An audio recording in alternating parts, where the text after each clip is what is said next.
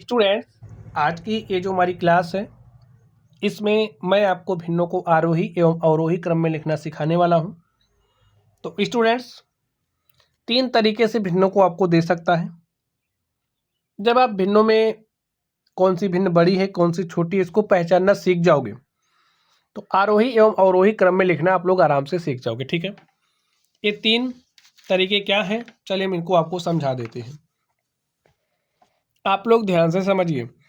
एक ऐसा हो सकता है जो भी भिन्नें आपको दी गई हैं सभी भिन्नों के हर समान हो। ठीक है, क्या होंगे?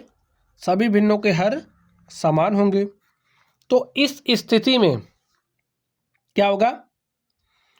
जिस भिन्न का अंश बड़ा होगा, देखिए जब सबके हर समान है तो हर को देखने की जरूरत ही नहीं, अंशों को देखेंगे।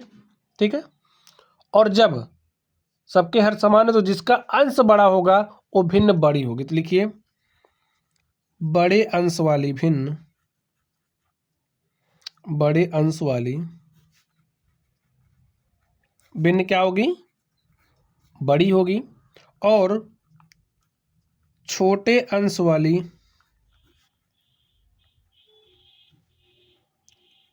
भिन्न क्या होगी स्टूडेंट? छोटी होगी।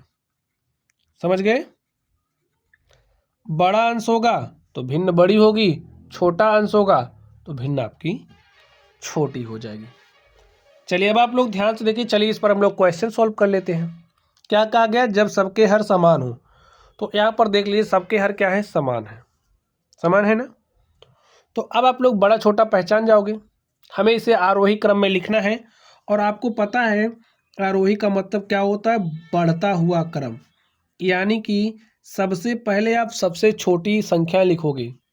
सबसे छोटी यानी कि जिसका अंश छोटा होगा भिन्न छोटी होगी, छोटे अंश वाली भिन्न छोटी होगी। तो देखिए छोटा अंश किसका है? आपका सबसे छोटा तो 1 ही दिख रहा है, तो ए भिन्न आपकी क्या होगी? सबसे छोटी। तो लिख दो। इससे जस्ट बड़ी, जो इसके तुरंत बाद बड़ी हो उसको लिखना है। तो इसको तो भूल जाओ। अब बताइए आपकी सबसे छोटी कौन सी है? देख लो, अंशों की तुलना करो। देखिए यहाँ 5 है, 9 है, 13 है, 3 है। ए वाली है ना? सबसे छोटा यही तो है अंश, तो लिख दो इसको। चलिए अब आप इसको और इसको क्या करिए? भूल जाइए। अब देखिए क्या है? 5/8।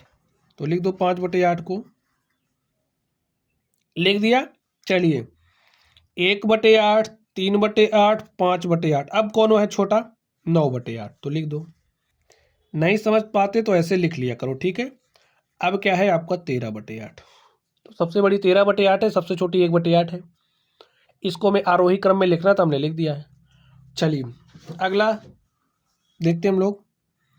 देखिए जब सबके हर समान हो तो कॉन्सेप्ट क्या होगा? आपने समझ लिया। जब सभी भिन्नों के अंश समान हो तो आप छोटा बड़ा कैसे पहचानोगे? जब सभी भिन्नों के अंश समान हो। तो स्टूडेंट्स इस स्थिति में अंश तो सबके बराबर ही हो गए।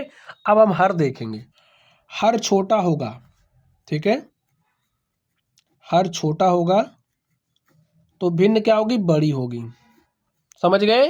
हर छोटा होगा तो भिन्न बड़ी होगी, और अगर हर बड़ा होगा, हर बड़ा तो भिन्न छोटी। समझ गए ये बात आप लोग? चलिए इस पर आधारित क्वेश्चन हम लोग हल करते हैं। तो इसको आप ध्यान से देखिए। सबके अंश समान है तो भाई अंश तो सबके बराबर ही हैं। जब सबके पास 1-1 रुपया होगा तो हम थोड़ी देखेंगे, फिर ये देखेंगे कि भाई किसके पास ज़्यादा है।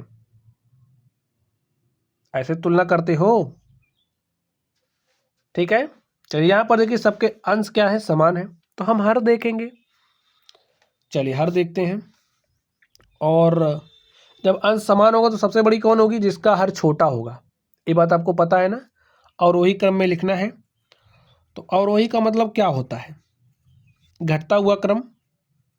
सबसे पहले आप सबसे बड़ी वाली लिखोगे, तो सबसे बड़ी 5/1 है, तो लिख दिया।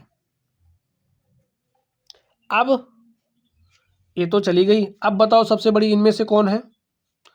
तो सबसे बड़ी आप कहोगे ए है, क्योंकि इसका हर 2 है, इसका 3 है, इसका 7 है, 4 है। तो सबसे छोटा हर इसका है, यानी कि सबसे बड़ी ए है, तो आप उसको लिख दो।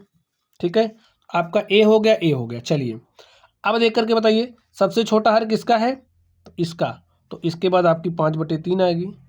और ये भी हो गया। अब बताइए सबसे छोटा r किसका, इसका, तो आप इसको लिख दो।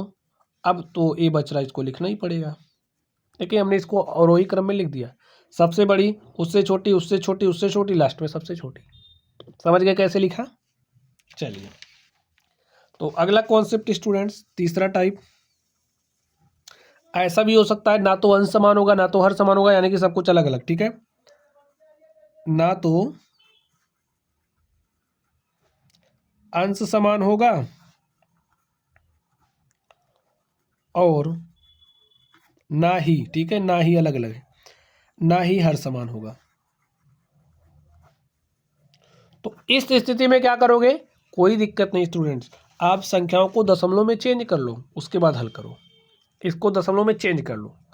जैसे 5/3 है ना, तो 5 से 3 में भाग दो, तो भाग दीजिए, 0 बार गया, लिख दिया, दशमलव लगाया, 30 हो गया, और 5 छक्के 30। 7 से 2 में भाग दिया, 0 बार गया, दशमलव लगाया, 7 से 2 में भाग दो, तो 0 बार गया, दशमलव लगा दिया, अब ये हो गया 20, ठीक है। तो 7 के पहाड़े को ऐसे पढ़ो 20 से ज़्यादा ना हो, तो 7 दूनी 14, 6 20, 7 60 हो गया, 7 8 56, 4 60, 7 5 35, ठीक है।